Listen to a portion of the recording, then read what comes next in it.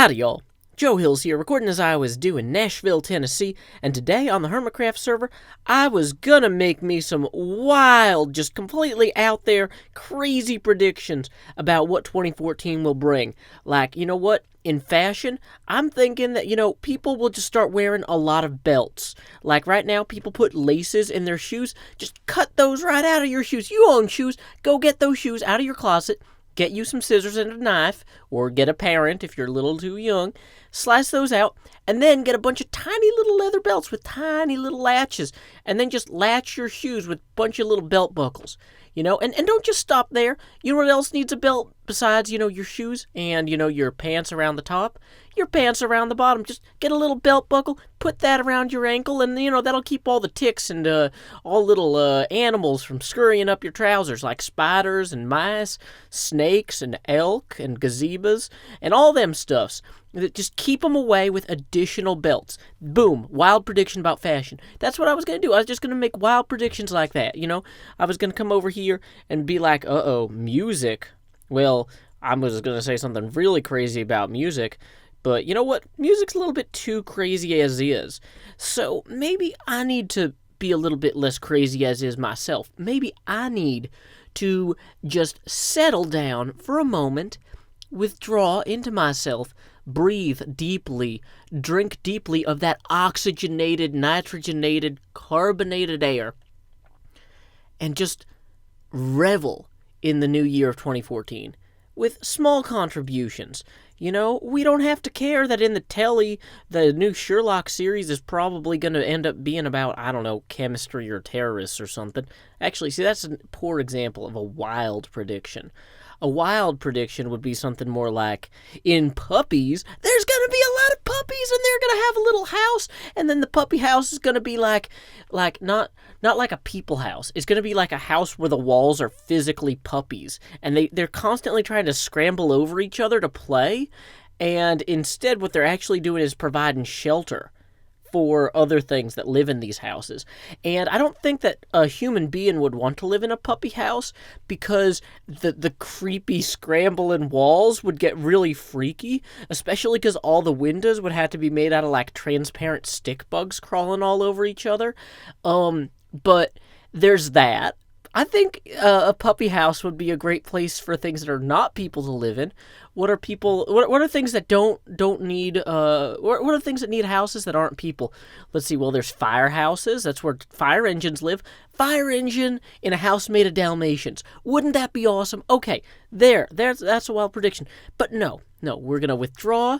We're gonna say Happy 2014 with a smile, a wink, and a nod. And we are going to go experience something a little bit simpler way out here in the woods, way out here closer to nature. Look at how near this tree is to me. This tree is so near to me that I could touch it if I wasn't holding something flaming in my hand. Good tree. I like you. You're excellent. Let's go. Let's go be part of nature. Good grass. Not like the Colorado legalized kind, but like the plant on the ground that grows like a weed everywhere. Anyway, lots of good grass over here. And then we got these awesome ferns, like out of Jurassic Park, which you should not let the dinosaurs eat if they're poisoned. Like, seriously. Also, by the way, guys, did you know they're going to make a new Jurassic Park movie? It's called Jurassic World. And there's two ways that my brain says that can go. Back to wild predictions. I predict that Jurassic World will either be, a time travel movie that's actually the spiritual successor to Hamlet 2. They might have called it Hamlet 3, but Jurassic Park World is just a better title. Or, so, you have on the one hand, Jesus with a time machine and Hamlet traveling back to the dinosaur era, along with Elizabeth Shue and all that gang.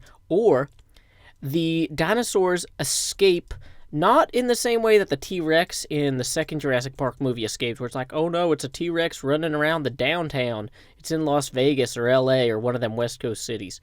No. More like the dinosaur DNA escapes and like it starts transforming all the frogs. Because remember how they used frog DNA in the first place? Yeah, like that stuff goes airborne. And all the little frogs that are living, in your backyard by the pond there, just all of a sudden start turning into like little baby velociraptors. And what happens when you get a little baby velociraptor and it gets a little bit bigger? Well, you got a wee toddler velociraptor there. And then, ooh, hey, this is nice. But you know what? Them velociraptors, when they grow up, they're through the looking glass. Oh, wow. There's a lot of cool stuff through the looking glass, including a massive velociraptor waiting to eat your face. No good. But this structure is good. I was going to come out here to get in touch with nature. Ooh, I like this garden. It's got bamboo. Bamboo is excellent because it has an excellent strength to weight ratio, much like the Festivus pole made out of its aluminum. It's actually, a lot of people don't realize this, but in a lot of Asian cultures where they have bamboo regularly, they actually will eat it. Like they'll eat the bamboo shoots. It's crazy stuff. They also eat rice. Can you imagine living someplace that they eat rice? I'm kidding. I live in Tennessee. It's a very internationalized state. We have rice and bamboo, and we eat it. Yeah, that's actually something. I eat more bamboo than I eat fish. So I don't know what that says about me. Probably that I'm a panda, because I don't think panda eat fish. Okay, so this is not a good place to get back in touch with nature. I'm thinking that maybe we should turn back around and get back in touch with nature somewhere a little bit out of the range of this super project here, because it looks like somebody's creating some sort of giant demon summoning portal here.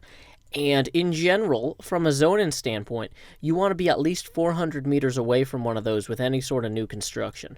And just throw ender pearls everywhere and get disoriented and then eat steak. Because what could go wrong if you start doing that? Nothing. That sounds fun for everybody. Okay, so we're going to go back here.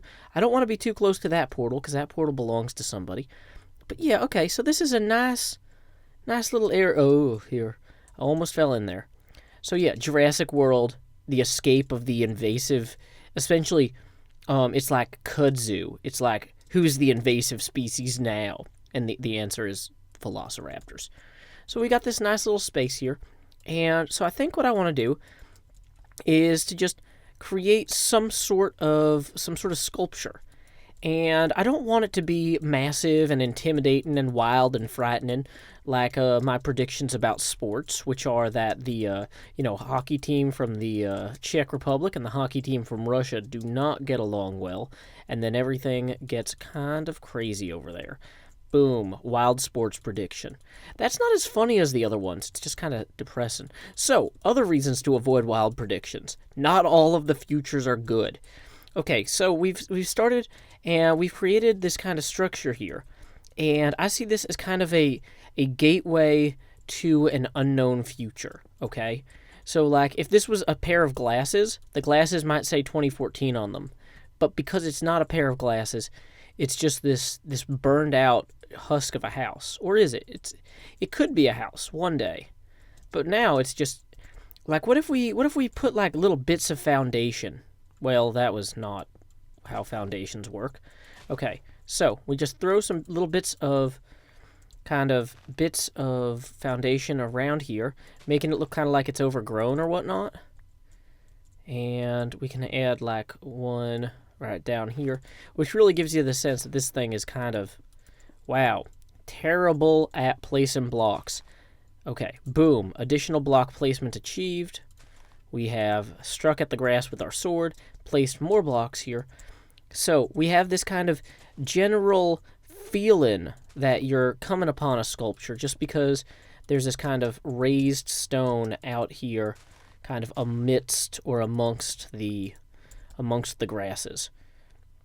So then you find this thing, and it's kind of inviting. It looks a little bit like a couch, but it's not a couch. It's kind of, what does this say to you? I think it doesn't say enough. It needs to say more. It needs to save the world like the server over there. No, that's a little too dramatic. But it should do something more than it's doing right now. So let's actually go ahead and chop off. Sometimes we must subtract in order to add. And this is not due to the order of operations, because the cumulative property makes those pretty much interchangeable. But, we can subtract and add after we've multiplied. But luckily I've already got a baby. And so parenthetically speaking, we're all in the clear. Let's go ahead and, actually that's kind of neat how there's that structure there. Oh, that's interesting. So you can actually see that structure from right here. So let's go ahead and actually put a block right there. And then we'll put a block right here, and these are different blocks than the other things. And boom, we have created a window to whatever demon-filled spawn-in future thing this is. And oh yes, it is nearly nighttime, and I'm not the only person on the server.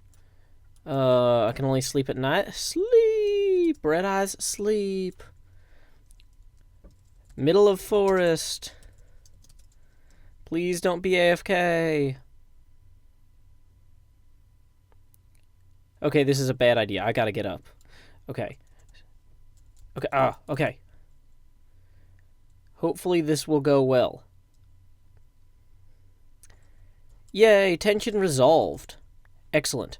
Okay, so we've got our thing where you can stand here and you can see that. You can't see anything else from anywhere though. Yeah, I'm pretty happy with this. It's very basic, but you know what we can do is we can actually punch it up a little bit by adding some things here and here. Let's add a button here and a button here. Can we add buttons on top of those? No, we can't. A button here and here. Here. Sculpting! And misspelling! Okay, there you go, Red Eyes. There's your explanation for what's going on. So, we just have all these cool things here. And I think that this kind of works. It's a doorway to the future. Well, all I guess I can say left is Happy New Year, everybody. Welcome to the year, what is it, 2014? Yes, 2014. Huzzah?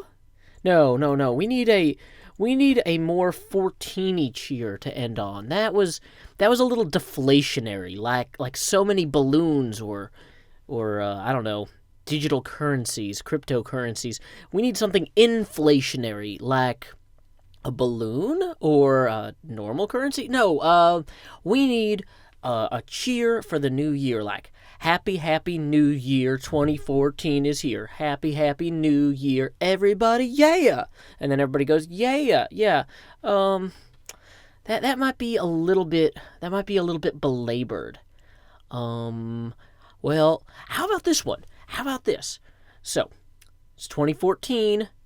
I'm excited. You're excited. But we can't just stay at home and be excited, like home mice. Are those house mice? What are those mice that are always in your house? No, those are dormice. Well, as adormiceable as you are, you can't just putter around at home. You need to set your heart free and let your feet do the roaming thing. Be legionnaires on a voyage of adventure. I was going to end with keep adventuring, and I've already used adventure. Okay, you know what this is? This is an impromptu... You know what we have done here? This is a jam session generator. This is a place of poetry, and we didn't even know a tree. I know this tree, and that tree, and this tree, and that tree. Have you ever seen a battery charged this way and that? Okay. Find your center. Just, are you seated comfortably? Please take a moment and reflect on the respect you reject through abject, exploratory poverty. Go, touch a tree, or two, or three. Come with me. And keep adventuring. Ow, that's splashy.